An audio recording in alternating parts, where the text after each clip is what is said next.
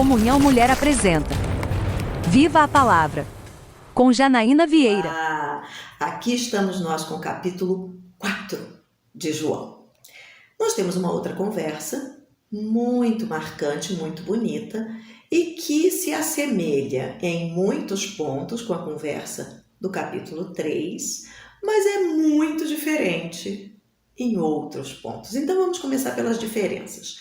Nicodemos era um homem culto, respeitado e foi procurar Jesus. Ele foi procurar Jesus no meio da noite para conversar. A mulher samaritana não era culta, não era respeitada e foi Jesus que foi procurá-la. Jesus quis passar por Samaria. Se vocês olharem lá o texto, ele diz: eu preciso passar pela Samaria, né? Então é muito engraçado. Outra coisa, Jesus pede água a ela, que é uma coisa totalmente fora do padrão de conduta da época. Então, alguns judeus não conversavam nem com as próprias esposas na rua. Imagina um rabi conversar, um rabi judeu, conversar com uma samaritana de fama ruim, né? Então, assim, essa conversa não tinha nada de normal, gente. Até os discípulos se espantam com isso. Então, agora vamos perceber. Jesus foi semelhantemente amoroso, tanto com Nicodemos quanto com a mulher samaritana. O amor, a amorosidade de Jesus nas duas conversas é marcante. Ele foi respeitoso com as duas pessoas. E interessante que tanto quanto Nicodemos, a mulher samaritana foi humildemente transparente. Os dois, tanto um homem muito culto e homem e considerado e foi humildemente transparente. E a mulher samaritana também.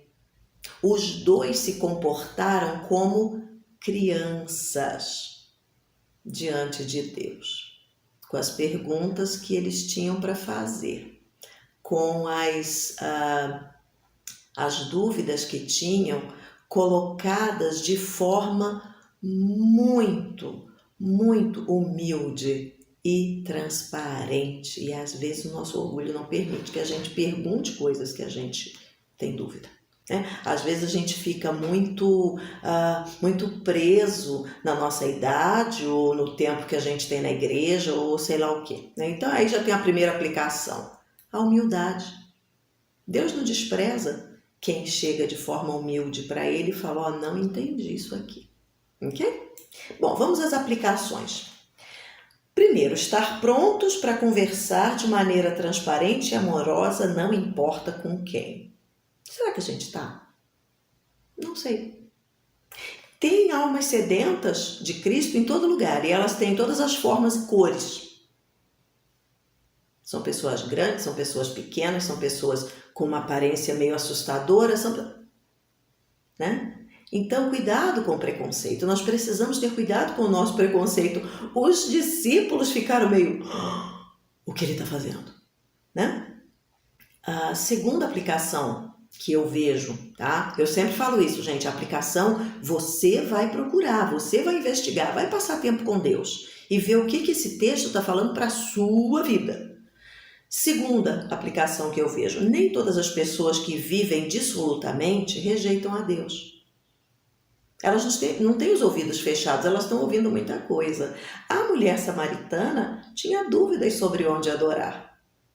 Sinal de que ela escutava e prestava atenção, né? Não é aquela coisa assim que fez uma barulheira e você não escuta mais. Não, ela prestava atenção. Peraí, a galera daqui diz que para adorar é aqui, a galera de lá diz... E ela aproveitou que Jesus falou: então, o que está certo aqui? Né? Então, a gente não pode se fechar no preconceito e falar assim: esse não quer nada com Deus, esse não quer nada com Deus, eu não vou nem perguntar. A pessoa pergunta e você fala: tô perguntando pra quê? Não quer saber de nada com Deus? Cuidado. E a terceira aplicação que eu vejo é testemunho para quem está perto. Ela não foi falar com as mulheres, adivinha por quê? As mulheres iam dar com a porta na cara dela.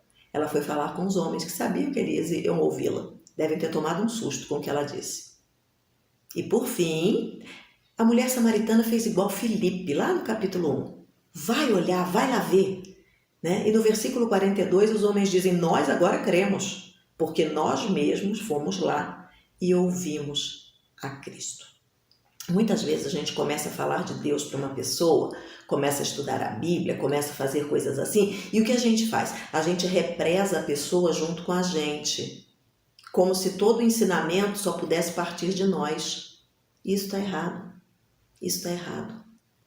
O poder de Deus vai atuar na vida de cada pessoa da forma como aquela pessoa precisa. E nós precisamos liberar essa pessoa para ir a Cristo e experimentar por ela mesma.